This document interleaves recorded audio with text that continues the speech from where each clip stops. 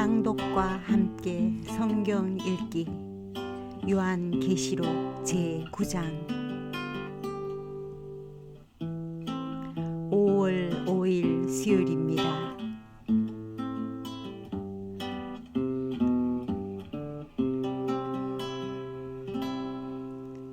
지난 밤도 잘 주무셨습니까?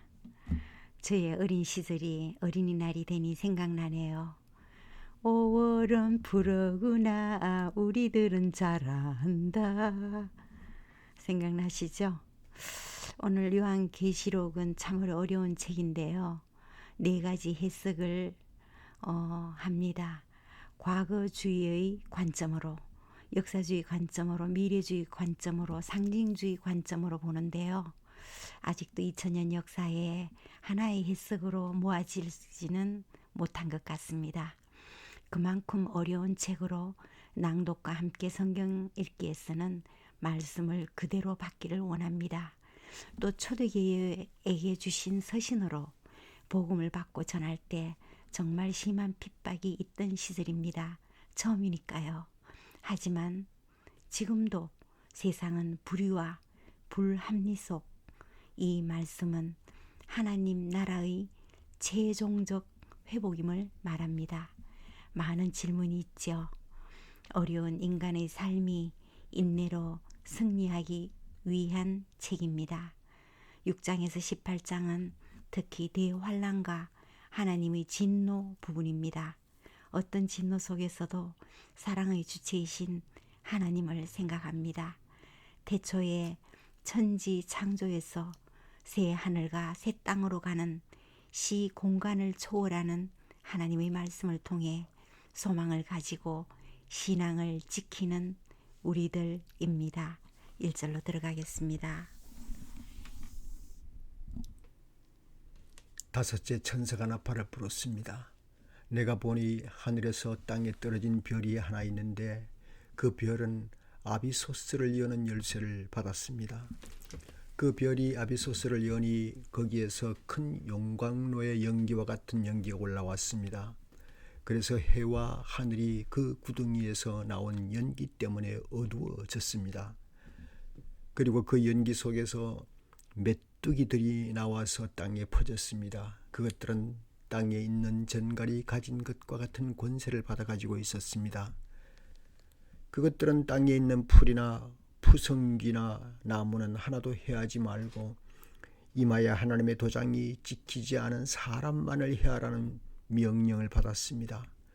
그러나 그들에게는 사람들을 죽이지는 말고 5달 동안 괴롭게만 하라는 허락이 내렸습니다. 그것들이 주는 고통은 마치 전갈이 사람을 쏠 때와 같은 고통이었습니다.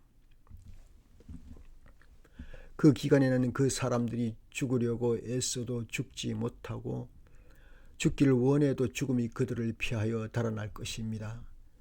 그 메뚜기들의 모양은 전투 채비를 한 말들과 같고 머리에는 금 면류관과 같은 것을 쓰고 그 얼굴은 사람의 얼굴과 같았습니다.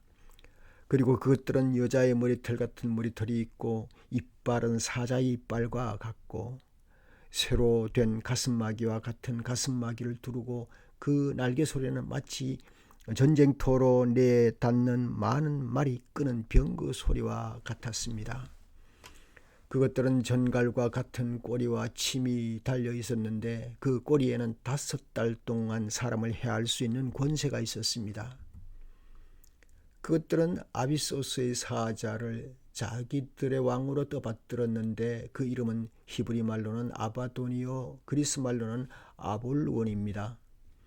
첫째 재앙이 지나갔습니다. 그러나 아직도 2가지 재앙이 더 닥쳐올 것입니다. 6째 천사가 나팔을 불었습니다. 나는 하나님 앞에 있는 금제단의 네 뿔에서 울려 나오는 음성을 들었습니다.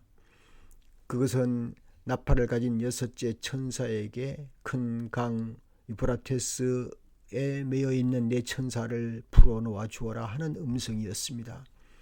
그래서 그 4천사가 풀려났습니다. 그들은 사람의 3분의 1을 죽이기 위하여 그 해, 그 달, 그날, 그때에 맞춰 예비된 이들입니다. 내가 들은 바로는 그 천사들이 그늘은 기마대의 수는 2억이나 된다는 것입니다.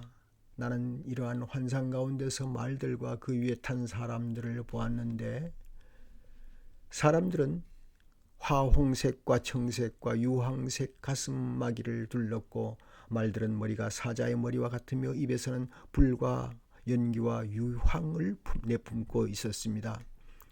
그 입에서 나오는 불과 연기와 유황, 이 세 가지 재앙으로 사람의 3분의 1이 죽임을 당하였습니다. 그 말들의 힘은 입과 꼬리에 있는데, 꼬리는 뱀과 같고 또 꼬리에 머리가 달려 있어서 그 머리로 사람을 해쳤습니다.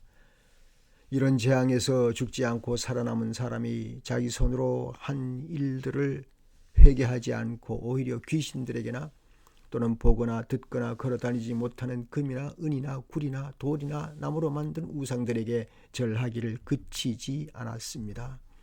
그들은 또한 살인과 점치는 일과 음행과 도둑질을 회개하지 않았습니다.